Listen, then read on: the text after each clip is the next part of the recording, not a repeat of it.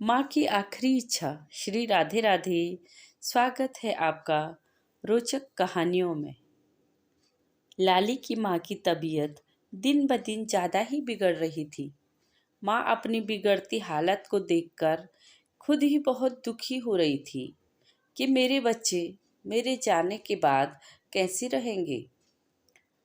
बिना माँ के रहना बच्चों को आसान न होगा। लाली की माँ को लग रहा था अब मैं ठीक होने वाली नहीं हूँ।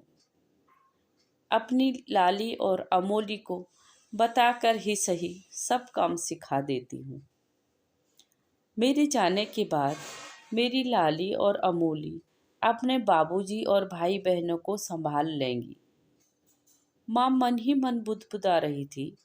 मेरा दर्द तो हर दिन बढ़ता ही जा रहा है। अब एक आखिरी इच्छा मन में रह गई है। लाली को आर्थिक अभाव के कारण पूरी शिक्षा तो नहीं दे पाए, पर उसकी शादी तो देख पाऊं मैं अपने इन आखिरी दिनों में।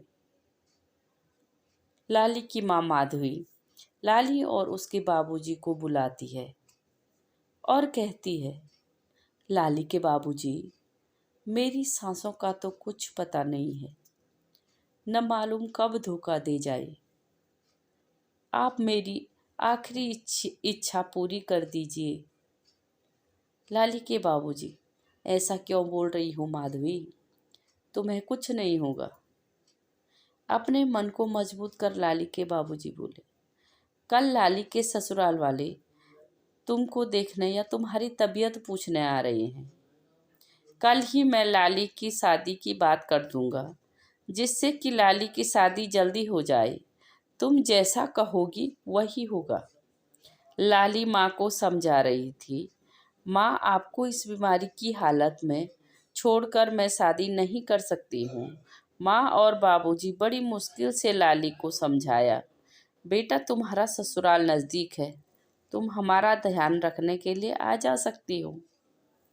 माँ की आखिरी इच्छा के आगे लाली भी कुछ ना बोल पाई। अब लाली की माँ के चेहरे पर संतोष के भाव थे।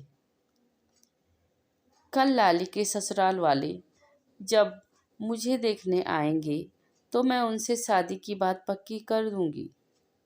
जितनी जल्दी हो सके लाली की शादी करा दूंगी। लाली के बाबा की जिम्मेदारी थोड़ी कम तो होगी। अब अमोली भी बड़ी हो गई है, अपने भाई बहनों और बाबूजी को देख सकती है। अब माँ बाबूजी को कल का इंतज़ार था। लाली के बाबूजी कुछ दिनों के भीतर ही लाली की शादी कराना चाहते थे, जिससे कि लाली की माँ की आखिरी वक्त तो को खुशी से गुजारे। लाली मन ही मन बहुत दुखी हो रही थी। माँ की ऐसी हालत लाली से देखी नहीं जा रही थी। लाली शादी के लिए मना ही न कर पाई। कहानी अच्छी लगे तो लाइक और सब्सक्राइब करें। श्री राधे राधे।